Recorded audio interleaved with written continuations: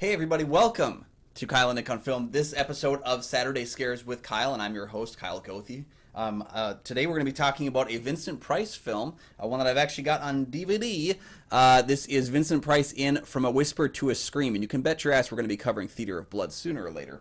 But today we're covering From a Whisper to a Scream, directed by the late, great Jeff Burr, who actually recently lost in October of last year. Jeff Burr did a lot of franchises, did a lot of sequels that he's mostly well known for. This is one of his, probably his most well-known non-sequel, non-franchise film, and one that he was more kind of involved in from at least my perspective of things. Real quick, the summary of the film: when reporter Beth arrives at the home of Julian White, an elderly historian, who relates 4 stories about the evil of his town, Oldfield.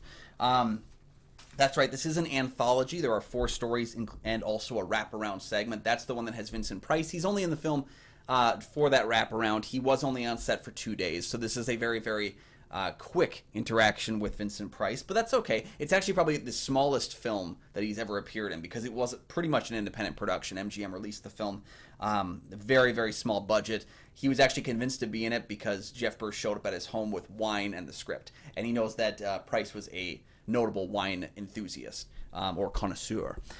So what we've got here is 4 stories. We're just going to cover those individually first and then jump into the first, or the wraparound as well. So the first story is called Stanley, and it follows Clu Gulager, a major genre staple for many, many decades, who plays the aforementioned Stanley. He is kind of a bumbling, I don't want to say loser, but like he doesn't really have any kind of like involvement with other people.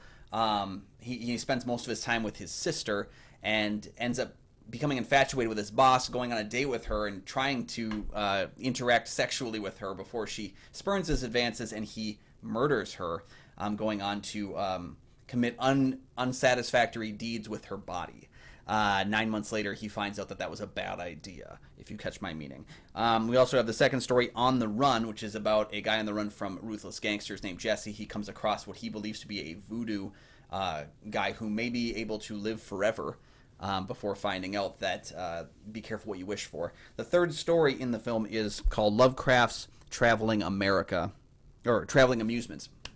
And it involves basically a woman in a traveling amusement park in 1933. She falls in love with a glass eater at a carnival, but that angers the snake woman who's in charge of the carnival, who basically curses this guy that anything he ingests gets removed from his body while he is with the woman that he loves.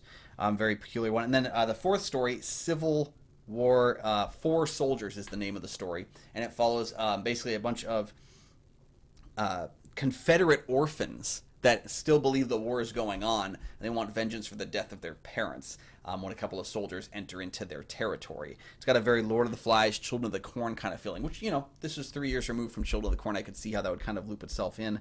It reminded me most, that actually, the first and last stories were the ones that got me the most.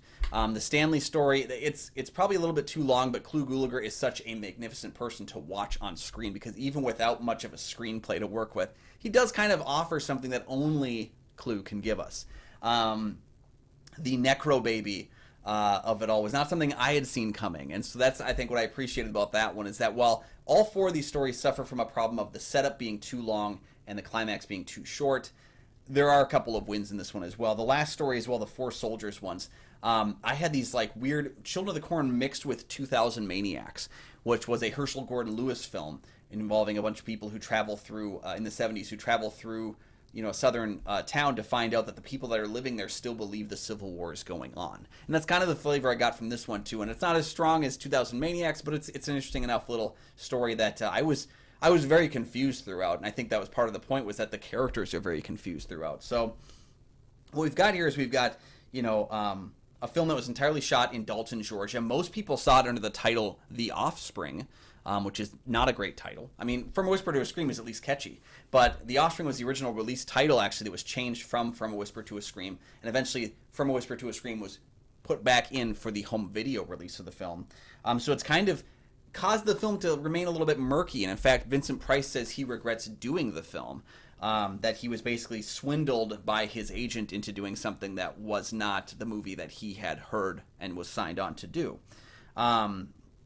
Yeah, it was just, it's a case where, of the 4 stories, I don't think any of them are great. but there is a certain level of charm to a few of them.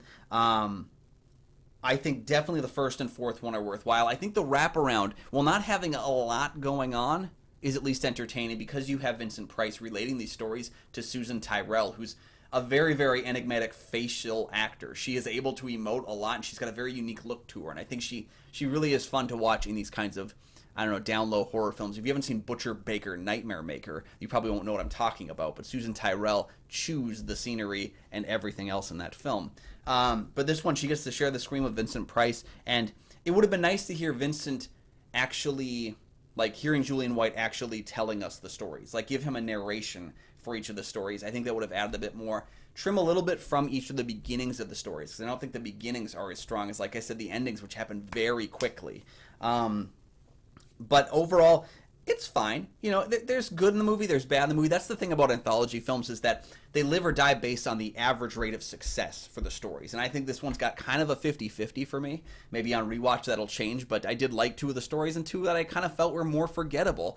I did also like the wraparound segment, which I really, really judge anthologies based on the flow of the stories and the wraparound segment.